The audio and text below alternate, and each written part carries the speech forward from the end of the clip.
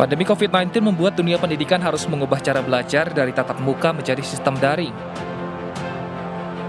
Hal ini pun membuat sejumlah siswa kesulitan untuk menerima pelajaran. Selain itu, sarana pendukung seperti handphone dan internet dinilai memberatkan. Kurangnya dukungan orang tua saat belajar di rumah juga membuat siswa tidak berniat melanjutkan sekolah. Inilah salah satu alasan yang membuat 415 pelajar SMP di Lebak, Banten memilih untuk tidak melanjutkan pendidikannya. Selain itu, para pelajar juga memilih untuk membantu orang tua mencari nafkah dengan bekerja. Dan ini yang bekerja ini karena dampak dari proses pembelajaran tadi, karena orang tua juga merasa tidak mampu dan lain sebagainya, sehingga anak bisa membantu orang tua yang ikut bekerja dengan orang tuanya, dengan saudaranya. Dinas Pendidikan Kabupaten Lebak, Banten masih mendata beberapa siswa yang belum memberikan alasan untuk putus sekolah. Namun diperkirakan letak geografis Kabupaten Lebak yang terdiri dari perbukitan membuat sinyal internet sulit diakses sehingga mengurungkan niat siswa untuk melanjutkan pendidikan. Dari Lebak, Banten, Iskandar Nasution, iNews melaporkan.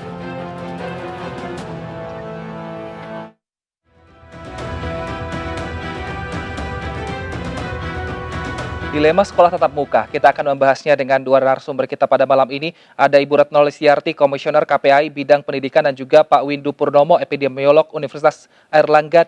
Selamat malam Ibu Retno dan juga Pak Windu. Selamat malam. Selamat malam. Baik, saya ke Ibu Retno terlebih dahulu. Ibu Retno, ini seperti dilema antara sekolah tatap muka dan juga sekolah daring. Sekolah daring dinyatakan untuk agar anak-anak tidak terpapar COVID-19, namun di satu sisi ternyata tadi di Lebak, Banten ada 415 siswa yang mundur karena sekolah daring. Di sana tidak ada sinyal dan juga mungkin membantu orang tuanya bekerja. Tanggapan Ibu apa, Bu? Ya, pertama sebenarnya kalau kasus anak putus sekolah memang meningkat ya selama pandemi. Tidak hanya di Lebak, Banten sebenarnya, di berbagai wilayah yang kami pengawasan juga memunculkan data itu. Dan memang sebagian besar justru menikah ya. Nah, memang ada 4 ya kategori kalau yang kami temukan datanya. Yang pertama, mereka putus sekolah karena menikah, karena bekerja ya, membantu orang tuanya, kemudian karena tidak mampu lagi membayar uang SPP, dan yang keempat adalah kecanduan gadget ya. Itu yang kita dapatkan datanya gitu. Kalau kemudian tadi ya PJJ terkendala, ya karena PJJ-nya bertumpu pada daring, PJJ-nya bertumpu pada internet. Padahal sebenarnya PJJ tidak perlu total bertumpu pada internet, apalagi di Indonesia dengan keragaman ya. Jadi akses digital di kita itu berbeda-beda gitu. Nah, kalau yang nggak begitu jauh dari Jakarta aja seperti Lebak ini juga mengalami ya. Nah, apalagi di wilayah-wilayah lain di luar Jawa gitu. Jadi memang problem ini sungguh besar ya untuk PJJ ini menemukan kendala gitu. Nah, kemudian anak-anak putus sekolah meningkat itu ya salah satunya betul karena mereka berpikiran gini loh. Saya udah nggak sekolah gitu ya, karena kan nggak bisa PJJ kan. Bisa jadi kan dengan daring tadi, bisa jadi nggak punya alat, bisa jadi karena tak ada sinyal gitu ya. Kemudian mereka mikirnya adalah saya nggak tahu nih ya saya naik kelas apa enggak, saya sebenarnya masih diakui sebagai murid apa enggak, karena saya udah nggak pernah belajar gitu. Nah, akhirnya mereka memutuskan berhenti aja sekalian bekerja, menikah, atau kemudian dengan alasan yang lain. Artinya dari awal sistem pembelajaran jarak jauh atau sistem belajar daring ini memang tidak siap untuk diterapkan di seluruh Indonesia ya, Bu ya?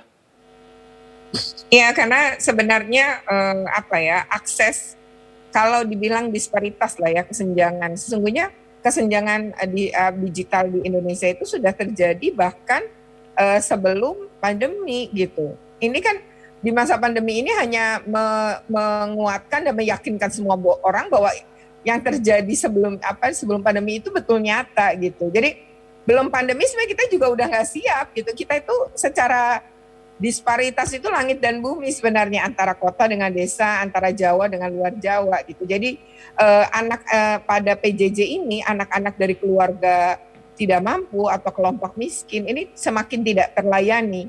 Jadi mereka di PJJ itu yang nggak punya alat, ketika ada bantuan kuota ya gimana nyampe, orang alatnya aja nggak punya gitu. Sementara pemerintah yang yang blank spot misalnya kan itu juga nggak bisa gitu ya. Nah pemerintah tapi tidak memetakan problemnya di mana gitu. Jadi semua diseragamkan yaitu dengan memberikan bantuan kuota itu bermanfaat tapi tidak semua orang menikmati. Akhirnya kelompok miskin kembali tidak menikmati. Nah kemudian sekarang mau PTM. Nah ketika pembelajaran tatap muka ada syarat juga yang sulit bagi anak miskin yaitu dia harus diantar jemput kendaraan pribadi sementara anak-anak miskin ini tidak punya kendaraan pribadi gitu. Nah ini kan jadi akhirnya mereka nggak bisa PJJ, tapi juga nggak bisa PTM. Baik, jadi solusinya tengah-tengahnya yang bisa menguntungkan keduanya, baik di hari pihak sekolah atau juga masyarakat atau siswa ini apa Bu Retno yang baiknya dilakukan? Kalau KPAI memang karena tadi ya akses digital yang berbeda, disparitas yang jauh, kami memang mendorong daerah-daerah ya dengan positivity rate di bawah 5%, kemudian memang di situ memiliki juga kesulitan-kesulitan daring, itu sebaiknya sih dibuka aja tetap dengan protokol kesehatan. Nah yang dikatakan Pak Presiden dengan menyebutkan 25% murid gitu ya, itu tepat karena kan ini perubahan perilaku. Jadi jangan banyak murid dulu biar guru bisa mengontrol. Nah kemudian kami juga mendorong sebenarnya 5 siap ya, siap daerahnya, siap sekolahnya, siap gurunya, siap orang tuanya dan siap anak-anaknya. Untuk nyiapin tuh misalnya satu hal aja deh, pakai masker. Banyak guru juga nggak pakai masker gitu. Nah ini kan hal-hal yang sebenarnya harus menjadi sebuah pertimbangan. Ini aja gurunya tuh model, guru tuh contoh. Jadi saya kaget ke sebuah sekolah, kok kenapa semua anak maskernya di dagu, itu SD ya. Ketika saya nengok ke depan, gurunya lagi nerangin dan maskernya di dagu. Saya juga pernah datang ke sekolah, itu SMA loh padahal. Saya datang kemudian saya kaget gitu, loh kok semua nggak pakai masker termasuk gurunya di kelas itu. Lalu saya tanya kenapa nggak pakai masker. Lalu si guru itu murid-murid bilang, pakai Bu, nanti pas pulang sekolah, dari sekolah ke rumah dan dari rumah ke sekolah itu kalau berangkat kami pakai masker, kalau di sekolah dibuka. Nah ini kan berarti ada edukasinya nggak nyampe gitu, gimana mereka nggak paham. Nah kalau bagi KPAI ya dilema seperti apapun harus milih. Pemenuhan hak anak bagi kami yang pertama adalah hak hidup, yang kedua hak sehat, yang ketiga baru hak pendidikan. Kalau anaknya masih sehat dan tetap hidup, maka ketinggalan pendidikan, ketinggalan pelajaran sebenarnya masih bisa kita kejar. Tapi kalau udah dipinterin, habis itu anaknya sakit dan meninggal, kan ya nggak ada gunanya juga. Baik, saya ke Pak Windu. Pak Windu, dari keterangan Bu Retno tadi, berarti apakah sudah 1 tahun berlangsung sekolah secara online atau secara daring ini artinya siswa sampai sekarang masih belum terbiasa untuk menerapkan protokol kesehatan. Bagaimana tanggapan Anda? Ya, jadi sebetulnya kan, makanya gini, pendidikan yang sifatnya jarak jauh itu kan sebetulnya seharusnya yang selama sudah lebih dari setahun ini kan kontennya itu kan salah satunya mestinya ya, itu adalah bagaimana membuat anak menjadi disiplin terhadap protokol kesehatan, mestinya kontennya ya.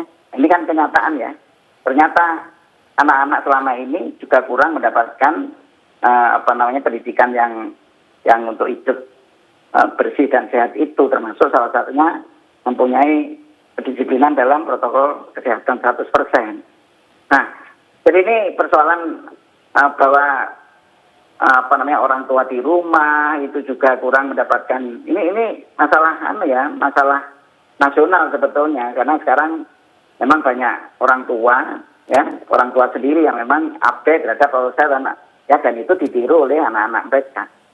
Dan saya setuju dengan Ibu Retno tadi ya, yang menyatakan bahwa terutama yang paling penting ini kan anak itu mempunyai hak untuk hidup, nomor 1. Kemudian hidup yang sehat, hak untuk sehat. Baru pendidikan. Tidak ada gunanya tadi Bu Retno betul sekali. Tidak ada gunanya orang kalau tidak hidup atau hidup tapi tidak sehat. Bagaimana dia bisa mendapatkan pendidikan yang baik? Nah, jadi artinya kita harus hati-hati betul ya terhadap PTM terbatas yang akan segera diaktifkan ini ya. Karena terus dimulai dengan asesmen risiko dulu gitu. Baik, saya ke Ibu Retno. Ya. Ibu Retno, sebenarnya awalnya memang untuk uji coba sekolah tatap muka hanya 50%, namun baru-baru ini Presiden menyatakan hanya 25% dengan total maksimal 2 jam. Namun beberapa sekolah di Jakarta, tadi kami berbincang dengan Kepala Sekolah SDN Cideng 07 Jakarta mengatakan masih 50% di tahap kedua ini karena dari Dinas Pendidikan belum ada arahan. Sebenarnya ini memang Dinas Pendidikan yang belum mengupdate informasi atau seperti apa Ibu sehingga tidak sama hingga ke bawah ini Bu? Ya, KPAI sudah pengawasan juga sih di sekolah-sekolah di DKI ya. Kami pengawasan waktu mereka uji coba 85 sekolah, kami datang ke 12 sekolah. Bahkan ke madrasah kami juga datang. Nah itu sebenarnya dari sisi itu sih kalau pakai daftar periksa kami mereka siap. Nah terkait dengan 50%, tampaknya mereka belum mengupdate karena kan keputusan kepala dinas itu yang pertama aja itu waktu itu kan sebelum 7 April. Kemudian yang sekarang misalnya muncul lebih dari 200 sekolah ya diuji coba itu kan setelah mereka melakukan evaluasi pada 85 sekolah sebelumnya. Nah, kalau kemudian Presiden mengatakan 25, menurut kami ya harus diubah gitu. Nah, sebenarnya waktu di bulan di bulan Desember ya 2020 KPAI itu ketika rapat koordinasi nasional dengan Kemdikbud dan Kemenak, kami memang mengusulkan tadi 25%. Bahkan kami tuh uji coba itu sehari aja dalam seminggu. Nah, kemudian 2 jam karena niatnya adalah untuk melakukan pembiasaan, mengenalkan anak-anak perubahan perilaku. Itu awal pertama gitu dan kami minta itu 2 bulan dilakukan itu sampai kemudian dievaluasi dan kalau ternyata ada masalah harus diperbaiki, tapi kalau tidak ada maka boleh menambah jumlah murid atau muridnya tetap 25% tapi menambah hari. Dan waktu evaluasi yang kami minta itu 2 bulan. Nah, Pemprov DKI sebenarnya mengikuti yang kami katakan 2 bulan itu mereka betul-betul juga melakukan evaluasi itu gitu ya dan 2 bulan evaluasi tiap 2 minggu. Kemudian perubahannya baru 2 bulan untuk nambah. Nah, kemudian Kemdikbud dengan Kemenak sendiri ketika rapat koordinasi dengan kami, rapat koordinasi nasional, ketika kami minta 25%, memang mereka kayak keberatan karena harus mengubah SKB 4 Menteri. Tapi kami waktu itu bilang, Pak ini uji coba dulu dan Juli itu jangan serentak dibuka.